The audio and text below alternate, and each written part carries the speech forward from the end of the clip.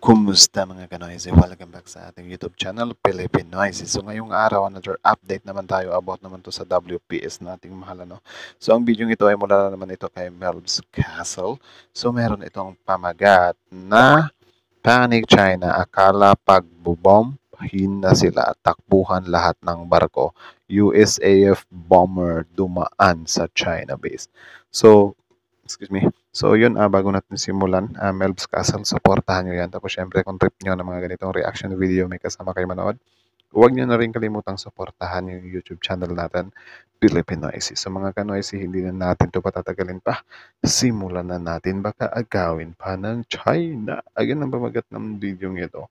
Panic China, akala pagbobomb, hina sila, takbuhan lahat ng barko. USAF bomber dumaan sa China base. So again, Melbs Castle, Filipinoisy, like, comment, share, subscribe. Start. Ang China sa ginawa ng US at Philippines. Nagpanik ang China sa ginawa ng US at Philippine Air Force. Yung aakalain mo kasing simpleng pagpapatrol lang na tulad ng dati na paikot-ikot sa Chinese military base, may kasama pala ngayong US bomber aircraft. Nagkagulat na naman sa South China Sea. Nataranta pa yung tatlong naval warship ng Chinese PLA Navy. Dito inakusahan na naman ng China ang US Air Force at AFP. Illegal at sobrang agresibo daw ang ginawang pagdaan sa Chinese airbase territory. Diba? Can you imagine that na lang, men, kung ibibigay natin sa kanila yung teritoryong yan, yung WPS or isuko or maagaw nila yan totally. Diba? Pati himpapawid, men. Maghahari-harian yung China. So, can you imagine that na lang? Tapos ngayon, ang gusto ng mga Pilipino pro-China na yan, pabayaan natin kasi wala tayong kalaban-laban. Mas grabe yung sakit ng ulo ibibigay sa atin yan if ever maangkin na nga nila totally yan eh. Diba? Can you imagine that? Mga Pilipinong mangingisda. Hinuli kasi nag-trespass sa teritoryo ng South China Sea na dati ay West Philippine Sea. Can you imagine that kung gaano ka loko-loko yung ganyang balita or ganyang senaryo? Kung kabado ang China, baka bagsakan sila ng bomba. Sinong hindi kasi kakabahan? Yung simpleng patrol muna ng Philippine Air Force, sinabayan ng drone na akmang nagbibigay ng informasyon kung saan yung bubombahin ng US bomber. Dito agad nag-deploy ang China Southern Theater Command ng fighter jet para paalisin ang US Air Force. Umalis naman tayo sa teritoryo nila. Pero nag-iwan to ng pagkabahalang baka bombahin talaga sila ng US bomber aircraft. Galit na naman tuloy tong si Mao Ning. Sinasamantala raw ng Pilipinas ang kabaitan ng mga Chinese. Inatras na nga raw ng China ang kanilang mga barko pero patuloy pa rin raw pinoprovoke ng AFP ang China. Sabay batiko sa AFP na bakit hanggang ngayon hindi pa rin wini-withdraw ng AFP ang missile system. Nagbago na raw ang tahon. Anong pakin nyo? Kung hindi namin i-withdraw yan, bahala kayo dyan. Manigis kayo.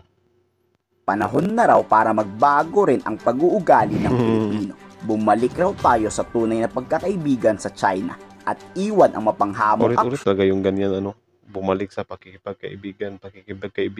Sinubukan naman natin ano lang talaga, hindi talaga, ewan ko talaga, men, kung hindi magets ng China or nakikipag madikasan din talaga sila na di namin ibibigay sa inyo tong teritoryo nyo, diba? Ewan ko lang talaga kung ano yung pinaglalaban nila, men, pero nakakainis na kasi paulit-ulit na lang. Philippines, wag na yung US na yan. Mag-ano na tayo, maging friends na tayo.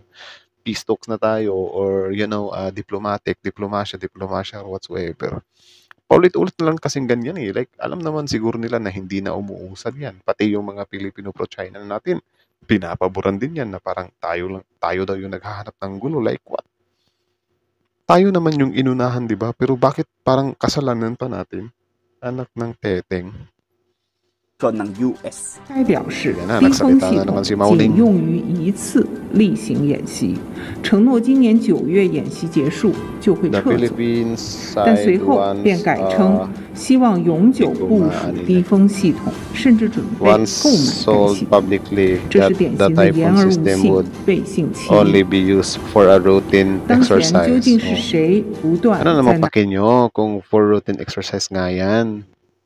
Diba? If ever na ganyan, what if binigay ng Amerika sa amin yan? So ano, hindi namin tatanggapin kasi ayaw niyo? Pwede ba yung ganun? Anak ng teteng kayo, pwede kayong may-ari ng mga malalakas na mga pandigma. Tapos kami, kapag kaganyan, pahiramin man lang or ibigay sa amin, hindi pwede. Baka soon, kapag bibili kami ng mga pandigma, hihindian nyo rin ang lakas ng amats niyo. Promising to withdraw it upon the completion of the exercise in September this year. Ang tanong lang kasi, sino ba kasi nag-promise sa mga yan? Pero, yun nga wala naman talaga silang pakialam dapat yan eh. But then it changed statement to say that it hoped to deploy the Typhoon system permanently. And it was even reported to purchase the system. Anong problema kung bibilhin namin yan? Grabe. Makapagbawal kayo, bibili kami ng 100 piraso niyan. Huyo kayo. This is the typical case of breaking one's promise. Sana all. And reneging on it. Kapal na mukha, no? Breaking the promise daw. Kayo nga yung nag-break ng promise eh.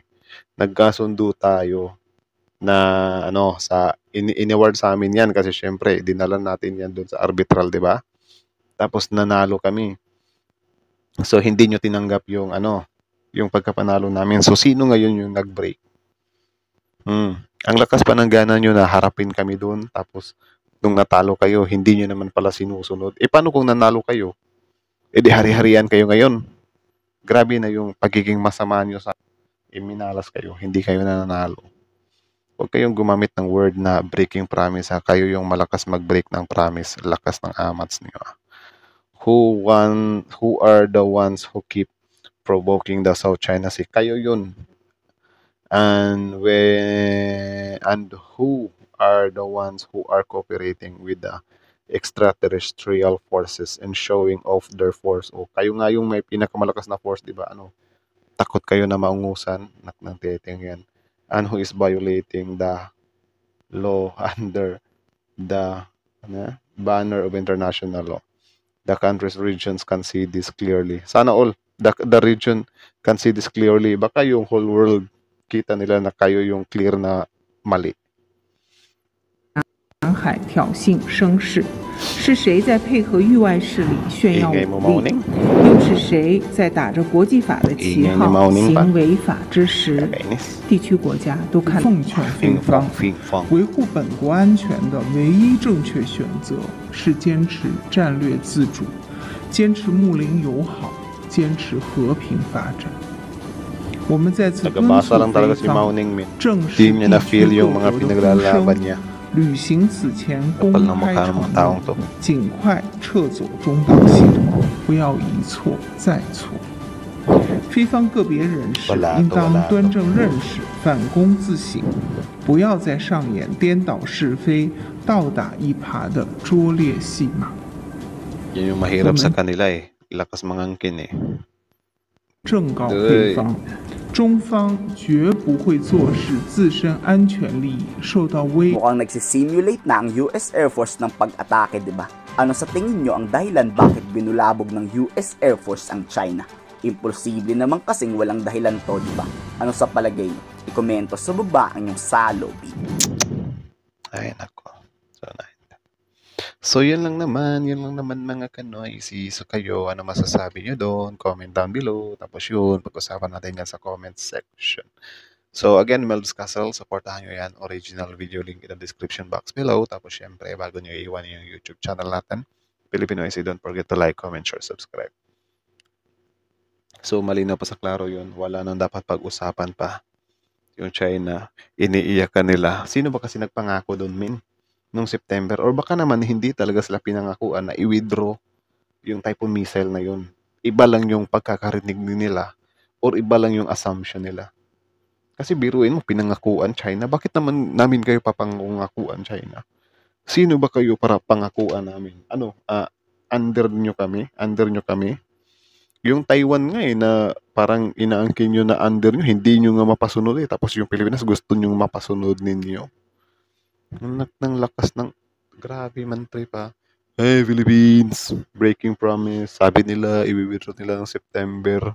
Tapos ngayon nagbabanta pa na permanent na pala. Tapos nag-ano pa na bibilhin na. Oh, ano namang paki kung bibilhin namin yun?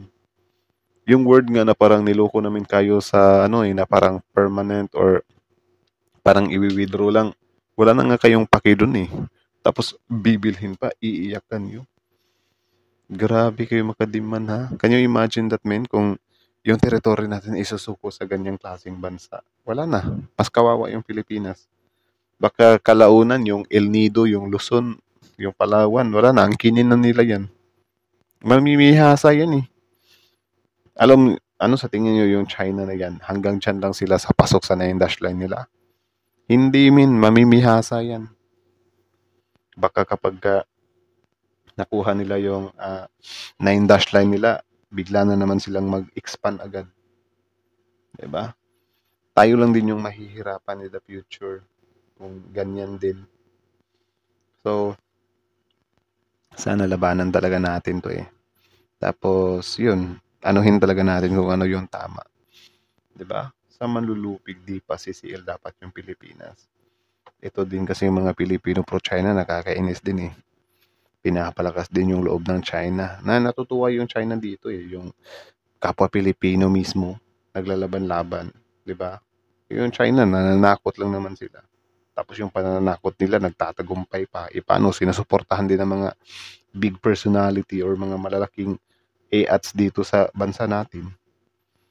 Diba? Yun, may statement pa nga si Juan Ponce Enrile. Tapos ano bang gusto nila? Ibigay na lang natin yung teritoryo natin. Ng teteng, imbes na maghanap ng paraan, puro na lang ano eh. Huwag niyang ganyan, huwag niyang palagyan yung China yan. Ng teteng, oh. So yun lang naman. Kayo na masasabi nyo dito, comment down below. Tapos yung pag-usapan natin yan sa comment section. So again, Melbs Casal, Filipino IC, like, comment, share, subscribe, Filipino ICs.